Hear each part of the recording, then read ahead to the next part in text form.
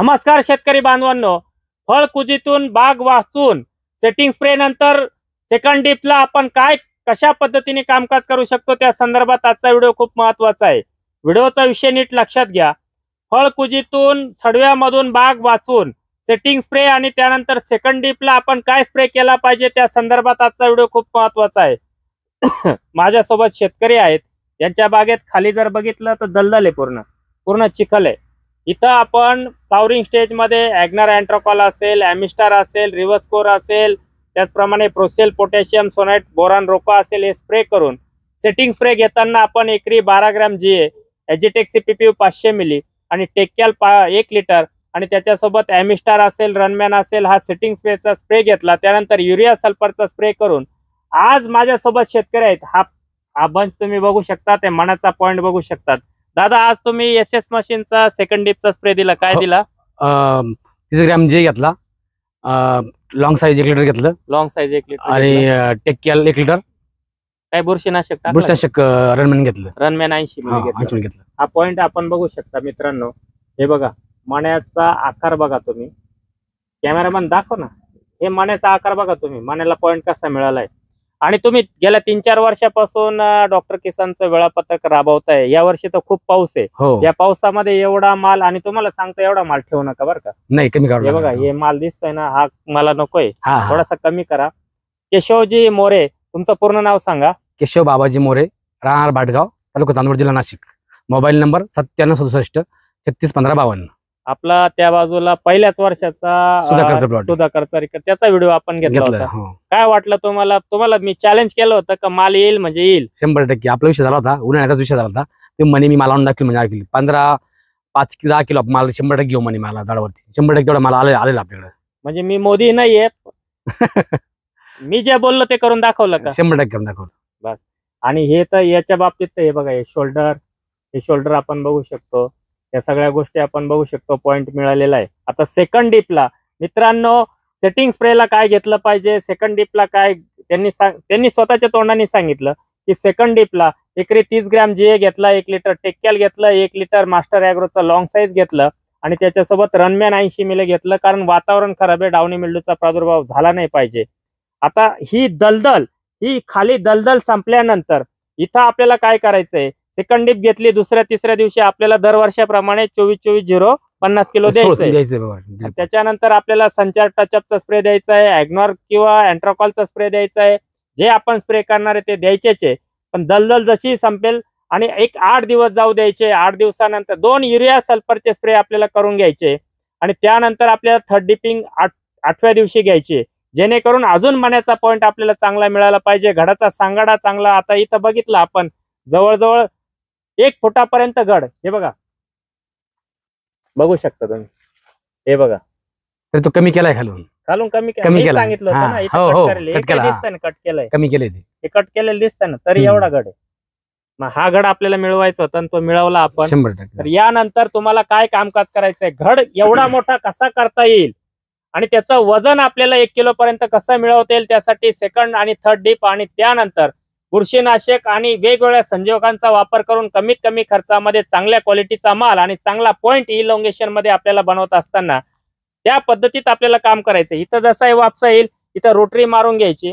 Third irrigation करत असताना third deep नंतर हे जे काय आहे, इथं वापसा येईल त्यावेळेस आपल्याला रोटरी मारून घ्यायची, फणाचा वापर करून घ्यायचा, ट्रॅक्टरचा साधा फण किंवा वापसा काढून घ्यायची। त्यानंतर थर्ड डिप केल्यानंतर फ्लड इरिगेशन करून आपल्याला काय खत त्या फ्लड इरिगेशनला द्यायचंय ते देखील मी पुढच्या व्हिडिओमध्ये सांगेल।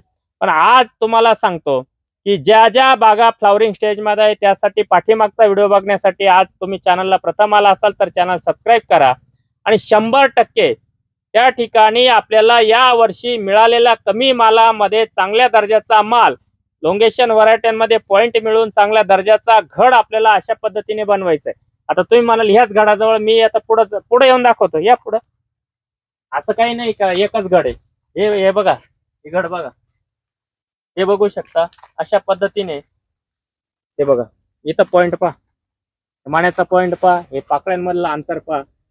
अरे काय इथं थिनिंग करायची गरज राहिली का? काहीच नाही मोरे साहेब, खरं सांगा। हो, थिनिंगची गरज राहिली। हे बघा तुमच्या पाठीमागं दाखवा ना, ते दाखवा। अहो, जे खरं आहे ते सत्य दाखवा. तुम्हाला सांगितलं होतं ना 2 गट ठेवू नका. काढा एक गट. तो राहून गेला तो. चांगला काढला तुम्ही. झालं, काय अडचण नाही. 2 गट ठेवूच नका मोरे साहेब. नाही नाही काय अडचण जोडी गट ठेवायचं हे नाही बघ. आपल्याला काम करायचंय, चांगल्या क्वालिटीचा माल मिळवण्यासाठी अशा पद्धतीने काम त्या ठिकाणी सातत्याने केलं पाहिजे. सेटिंग स्प्रे नंतर, सेकंड डिप नंतर तुम्हाला अन्नद्रव्य व्यवस्थापन करताना एकरी 50 किलो 0050, नीट लक्षात घ्या, 0-24-24-0 किंवा 24-24-0 ह्या खताची मात्रा 50 किलो तुम्हाला त्या ठिकाणी देऊन घ्यायची. यानंतर डावणी मिल्डूचा प्रादुर्भाव तुमच्याकडे होणार नाही. तरी भुरीचा प्रादुर्भाव होईल तिथं तुम्हाला फवारणी करायची. ॲक्रीशिवाय एकरी त्या ठिकाणी 200 लिटरला 100 मिली आणि 24-24-0 50 किलो दिल्यानंतर एक 6-7 दिवस जाऊ द्या. अशा पद्धतीने हे बघा, दाखव ना, दाखव. अहो, घडच घड आहे. फक्त मला एकच म्हणायचंय, हे बघा एवढे मोठे घड दाखवताय ना तुम्ही, जोडी घड काढून टाका राव. हो हो पाया पडतो. काढतो दाखव रे दादा, एवढे घड नका ठेवू. हो काढतो कराल ना? हो मग काढू 100. तरच तुम्हाला 1 किलोचं वजन मिळून देईल मी. हो चालेल. तुम्हाला चांगला अनुभव आहे. कमीत कमी मालात चांगलं उत्पादन आपल्याला कसं घेता येईल त्या संदर्भात आजचा व्हिडिओ तुम्ही बघताय. आणि तुम्ही याच्या अगोदर तुम्हाला फ्लॉवरिंग स्टेज मध्ये काय अडचणी येत आहेत त्याच्यासाठी चॅनलला प्रथम आला असाल, चॅनल सबस्क्राईब करा. हे बघा, हे पहा पॉईंट कसा मिळालाय, पॉईंट कसा मिळाला. आज तर आत्ताशी सेकंड डिप आजच झाला. अजून 4 दिवसांनी अशी काकडी दिसेल. बरोबर. थर्ड डिप नंतर मी येतो ना परत, 100%. 10-15 दिवसांनी मी येतो. अशी काकडी कशी शेतकऱ्यांना दाखवतो. मित्रांनो, या शेतकऱ्याचे तुम्ही गेल्या 3 वर्षापासून 4-5 व्हिडिओ बघितलेले. सुधाकरचा पहिल्या वर्षाचा रिकटचा प्लॉटचा पण तुम्ही व्हिडिओ बघितला.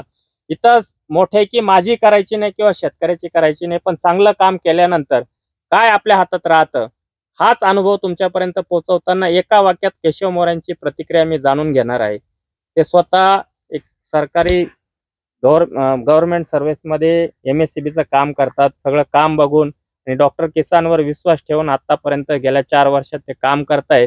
फक्त एक प्रतिक्रिया तुमची जाणून घेतो की काय वाटलं तुम्हाला, की तुम्ही शेतीकडे पण लक्ष देता, तुमची सर्व्हिस पण सांभाळता, पण एक डॉक्टर किसानची जोड मिळाल्यामुळे तुम्हाला या प्रतिकूल परिस्थितीत एवढा माल मिळाला, याच्याबद्दल तुमचं काय प्रतिक्रिया आहे? द्राक्ष बाग लावून आणि डॉक्टर किसान साथ मिळाल्यामुळे मला मी समाधानी भाऊ, काहीच नाही.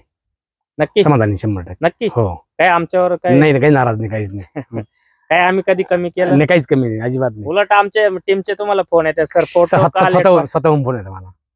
नक्की शेतकरी बांधवांना आपली डॉक्टर किसान जवळ संबंध झाली आपली, त्यामुळे काहीच अडचण नाही आपल्याला कधीच. तुमचे बरेचसे मित्र परिवार सगळे आता तुमचे ते कांदे वगैरे, कांदे तुपे सगळेच चांगले प्लॉट निघाले त्यांचे. मामा जंबो सारख्या प्लॉटला कोणाला मालच नाही प्लॉटला. मी भरपूर माल.